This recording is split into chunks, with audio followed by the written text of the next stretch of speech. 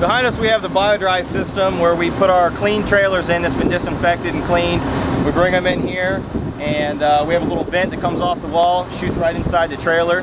So behind me you see you got the vents that shoot the air. We are using propane today, but we are switching over to natural gas to make it a little more efficient. What this process does is it's very biosecure, so you pull the semis in from one direction. You see the garage door here, they do go down. Usually in about 45 minutes on average. Of course, the outside temperature does play an effect of that. About 45 minutes, the trailer reaches a temperature of 160 degrees. It holds it there for probably 10 to 15 minutes to kill any kind of PD, disturb any viruses, bacteria that's on the surface. And then at that point, it will do a purge mode where it cleans out the air for safety.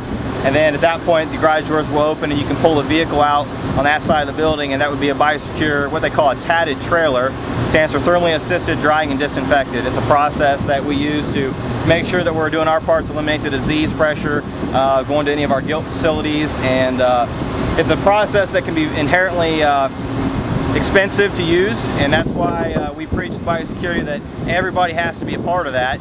And if any point throughout the system somebody drops the ball, you've wasted all your time, because think of the financial investment we put into this facility, and each time you run it, you're using a lot of propane. I know you're in charge of the biosecurity with Heimerl Farms. Was this strictly because of the PEDV? I know it helps other viruses and bacteria as well. Was that the main cause of moving forward? Yeah, the PED was probably the main motivator for us to do this. Obviously, we were always concerned about PRRS and that kind of thing. We do have to admit that being a Central High, we are a little bit at a lesser risk for PRRS and other viruses that it seems like in the Midwest is normal nomenclature to them. So we are fortunate for that reason. But of course, with the PED starting, and of course with us having some effects of that last November, that further promoted us to get this done as quick as possible. That way we can make sure that we're doing our process to eliminate any contamination to any of our facilities we have. So tell me the results you've seen so far, and how can you really track those results? That's a good question. Tracking results from this, it's not something that you can really see with your own eyes. You kind of hope that what you've done is working. I've been asked the similar question at other times. How do you know it's actually working and you're paying your money? Well, you hope that since you haven't seen any disease pressures in certain facilities that you're taking these trucks to, you've hopefully eliminated that problem. But to be able to say that yes, it's working or not, it's hard to say. But given the scientific data we have off of this, to know that at 160 degrees you've disrupted the molecular structure of that PD, we have to say that it's working. Over the last couple of years, it's been hard to make an investment in the pork industry, and obviously now you're starting to use that black pin. Was this one of the major investments you've made since using that other pin instead of the red one?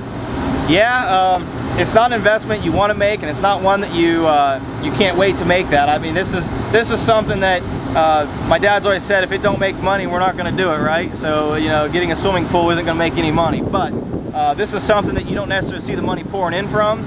You just hope that it's closed a couple holes and gaps in the system that allows you to keep making a profit because of the devastating parts if you didn't have something like this. Ease of use. Can all of your farm hands get into something like this and be able to use it without you being around?